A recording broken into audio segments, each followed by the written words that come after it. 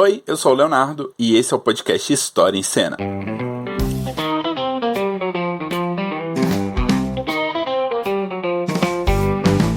É um prazer ter você aqui e toda semana, sempre aos sábados, um novo episódio falando sobre cinema através de um tema histórico.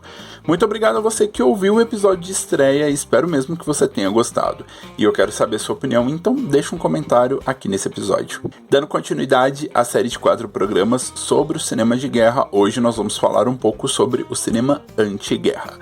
Então pega a pipoca e aperta o play.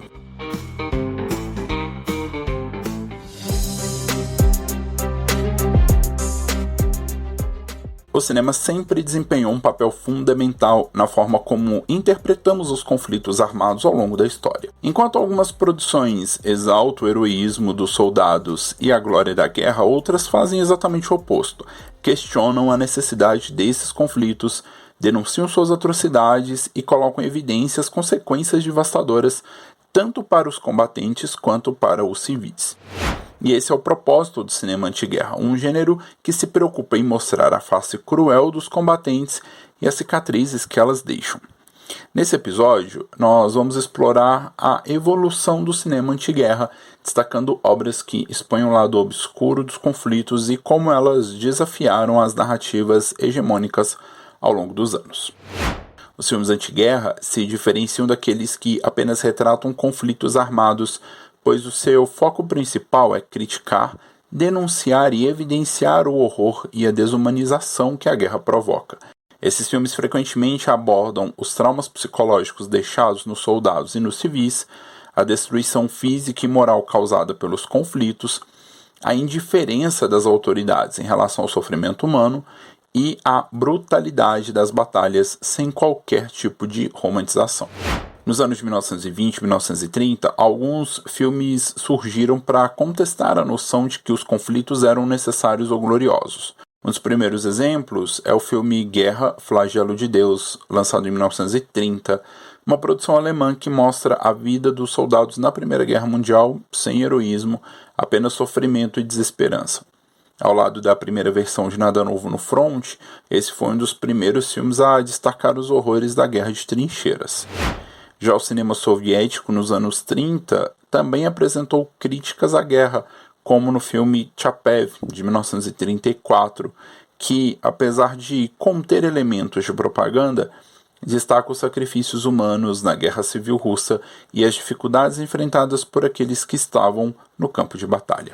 Nos anos 1950 e 1960, com a memória da Segunda Guerra Mundial ainda viva, diversos cineastas passaram a questionar o papel dos líderes políticos e as consequências devastadoras do conflito. Um dos filmes mais contundentes dessa época é Glória Feita de Sangue, lançado em 1957 e dirigido pelo Stanley Kubrick, que critica a falta de empatia dos generais franceses em relação aos soldados que estavam na linha de frente.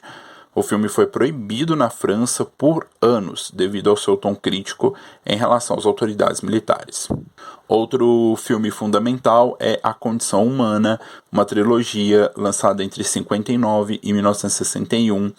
Essa é uma trilogia japonesa que expõe as brutalidades cometidas pelo exército japonês na Segunda Guerra Mundial, mostrando a guerra como um ciclo de violência e sofrimento para todos os envolvidos.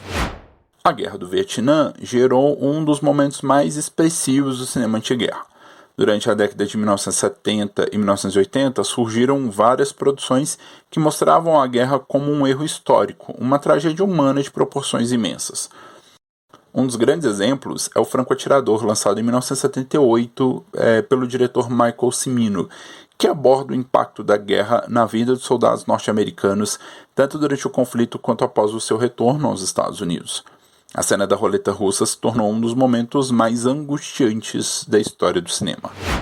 Outro filme que marcou a época é A Um Passo da Eternidade, de 1983, que acompanha a jornada de um veterano do Vietnã tentando lidar com o trauma e a exclusão social após a guerra. Já nos anos 2000, o cinema anti-guerra continuou a se manifestar, especialmente em relação às guerras do Oriente Médio. Filmes como O Caçador de Pipas, de 2007, exploram o impacto dos conflitos armados na vida de civis, particularmente em regiões devastadas pela guerra. Outro exemplo contemporâneo é Ventos da Liberdade, um filme de 2006 que retrata a brutalidade da guerra de independência da Irlanda contra os britânicos, expondo a violência e as divisões internas causadas pelo conflito. Outro filme de 2006, Filhos da Esperança, do Alfonso Cuarón, ainda que seja um filme distópico, utiliza a guerra como metáfora para criticar o militarismo e o impacto devastador dos conflitos na humanidade.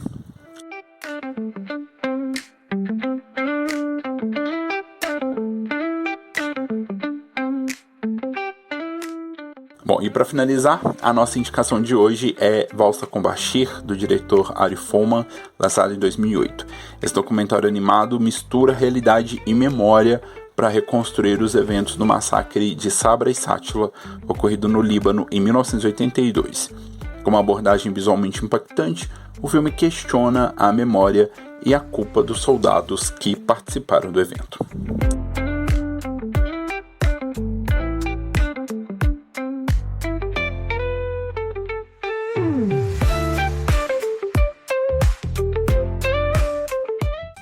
O cinema antiguerra é uma ferramenta poderosa para questionar os motivos e as consequências dos conflitos armados. Ao longo das décadas, ele tem ajudado a desconstruir a ideia de que a guerra é um caminho necessário, expondo as suas brutalidades e o sofrimento que causa. No próximo episódio, nós vamos discutir como o cinema tem sido usado como propaganda de guerra ao longo da história, influenciando opiniões e justificando conflitos.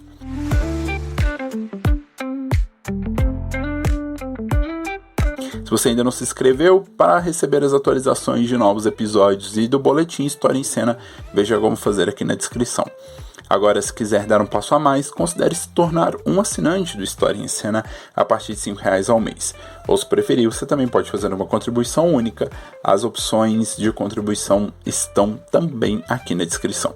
Bom, você pode conferir também o link do meu curso, Spielberg e o seu olhar sobre a guerra, com cupom de desconto.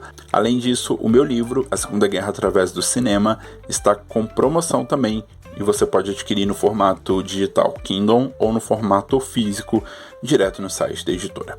Se você gosta de história e de cinema, continue acompanhando História em Cena, e até o próximo episódio.